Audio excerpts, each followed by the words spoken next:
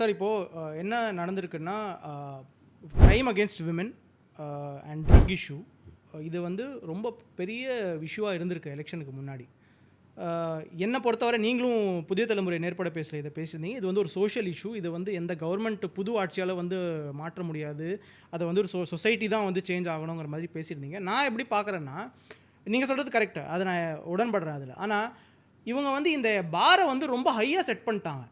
ஒரு கேம்பெயினை வந்து கம்ப்ளீட்டாக லா அண்ட் ஆர்டர் சரியில்லைங்கிற மாதிரி ஒரு பிம்பத்தை, அது பிம்பம் தான் நான் நினைக்கிறேன். ஏன்னா நான் டேட்டாவை பார்த்துருக்கேன். நான் வந்து போலீஸ் ஆஃபீஸர், பிரச்சனை இருக்குது.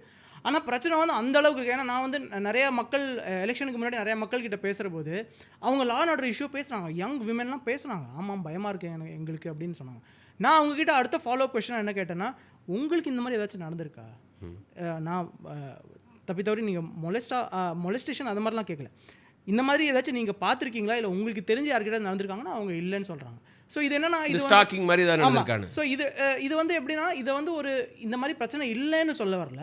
ஆனால் வந்து மக்கள் வந்து இதை ஒரு பூதாகரமாக ஆகிடுச்சோங்கிற மாதிரி நான் நினைக்கிறேன். ஏன்னா ஸ்டாட்டிஸ்டிக்ஸ் வந்து அதுக்கு ஃபேவராக இல்லை. இது ஒரு ஸோ இப்போது coming back to TVK government, இது வந்து அவங்களுக்கு ஒரு பெரிய சவாலாக இருக்கும்.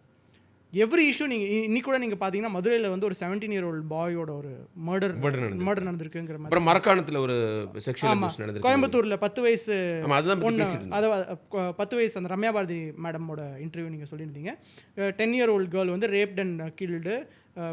சீஃப் மினிஸ்டர் விஜய் வந்து டைரெக்டாக ரிலேட்டிவ்ஸ் கிட்ட பேசியிருக்காங்கன்னு வந்திருக்கு. இது வந்து எவ்ரி இஷ்யூ வில் மேக்னிஃபை பயங்கரமாக. இப்போ டிஎம்கே வர அப்போசிஷன், கனிமொழி, உதயநிதி எல்லாருமே பேசுகிறாங்க. ஸோ அதை வந்து மேக்னிஃபை பண்ணுவாங்க. அதை வந்து கவர்மெண்ட்டை கண்டிப்பாக ஒரு டெண்டர் ஹூக்ஸில் வச்சுக்கும். அவங்க வந்து ஆல்வேஸ் இதுக்கு பதில் சொல்லிகிட்டு இருக்க மாதிரி இருக்கும். எவ்ரி ஸ்மால் விஷயம். ஐ திங்க் காஞ்சிபுரம் மாவட்டத்தில் செங்கல்பட்டு மாவட்டத்தில் வந்து 2 இளம் கானா பாடகர்கள் வந்து பாடலாசிரியர்கள் வந்து பாடகர்கள் வந்து கொல்லப்பட்டாங்க. ஸோ அதுவும் வந்து ஒரு விஷயமா இருக்குது. ஸோ இதுதான் இந்த கவர்மெண்ட்டுக்கு பெரிய சேலஞ்சாக இருக்கும். ஏன்னா இவங்க வந்து இவங்களுடைய கேம்பெயினோட ஒரு மேஜர் பார்ட்டை டிஎம்கே கவர்மெண்டோடைய அலேஜ்டு லா அண்ட் ஆர்டர் ஃபெயிலியர்ஸை வந்து கட்டமைச்சிருக்காங்க. அது மேலே தான் கட்டமைச்சிருக்காங்க. ஸோ இவங்களுக்கு வந்து இவங்க ஆட்சியில் நடக்கிற ஒவ்வொரு க்ரைமும் வந்து அந்த அளவுக்கு மேக்னிஃபை ஆகும்.